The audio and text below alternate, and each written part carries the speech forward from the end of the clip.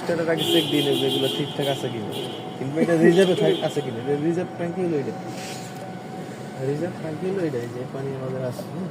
তাহলে এই যে যদি পানি না থাকে তাহলে কিন্তু আপনার এটা হিট হয়ে যাবে, ওভার হিট হবে। হিট হওয়ার পরে আমরা আগুনও ধরতে পারে, ধুমো হইতে বন্ধ হয়ে যাচ্ছে, ইঞ্জিন আর চলবে না। তাহলে এই যে পানিটা আছে, এই পানিটা কুলিং পানি আছে, একটা কুলিং ওয়াটার, এটা সাথে কিনতে পাওয়া যায়। আর এটা নর্মালটা ব্যবহার করতে হবে। তাহলে যেটা কুলিং পানি ওই জিনিসটা আরও কম হবে, আর যেটা আমরা নর্মাল পানি সাধারণ ওইটা বেশি চাই। ওই ক্ষেত্রে আমরা সময় গাড়িটা স্টার্ট করবো তার আগে চেক দিয়ে নেবো ঠিকঠাক পানিটা আছে কি না থাকলেই কিন্তু ঝামেলা হবে। এটা মানে হুইস পাইপ, এটা হুইস পাইপ এখানে আপ ডাউন করে, আপ ডাউন করে। আর এইটা হচ্ছে রেডিওটার ফ্যান, এই জিনিসটাও কিন্তু আপনার ফ্যানের দ্বারা বাতাস দিয়ে ঠান্ডা করে ইঞ্জিনটাকে। এই মোটরটা যদি না করে, ফ্যানে বাতাসটা না দিতে পারে, তাইলে ইঞ্জিন হিট হবে। বাতাসটা কই দেয়? ওই যে মোটর দেয়, পুরো ইঞ্জিনটারে ঠান্ডা রাখে।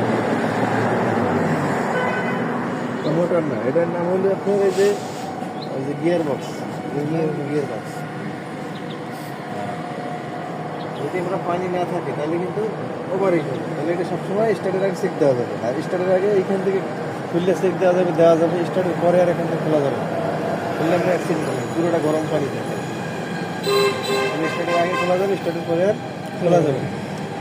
আর যদি কোনো রকমের এরকম সমস্যা করেন যে হিট হয়ে গেছে, হ্যাঁ, তাহলে আপনার বনাট খুলে দেবেন, 1-1.5 ঘন্টা রেস্ট দিয়ে তারপরে এটা খুলবেন। এটার নাম হলো ডেবিট পেপার, ডেবিট পেপার।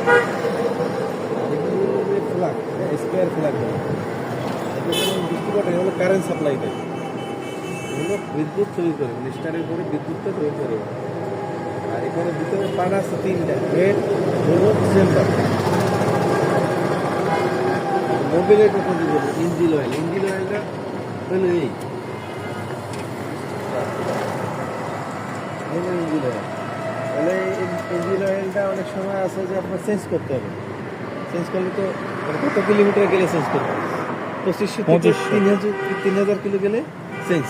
তারপরে যদি চালানো ইঞ্জিন খারাপ হয়, তাহলে এটা একটা প্র্যাকটিক্যালি পরীক্ষা আছে, এটা লাটা আছে, কিছুদিন পরে লাটা থাকবে না, মানে কালো হয়ে যাবে। তখন এটা হচ্ছে আপনার প্র্যাকটিক্যালি পরীক্ষা। আর যেটা মিটার দেখে চেঞ্জ করবেন, এটা তো আপনার 2500 থেকে 3000 কিলোমিটার গেলে চেঞ্জ। এটা একটা মাপ আছে, আপনার এই পর্যন্ত রাখতে হবে। আমরা কিন্তু চালাবার কারণে এই পর্যন্ত ছিল মিনিমাম মাপটা হলো এই থাকে এই পর্যন্ত। না এই পর্যন্ত থাকে, এখানে চালাইছি দেখে সিটে উঠে রয়েছে।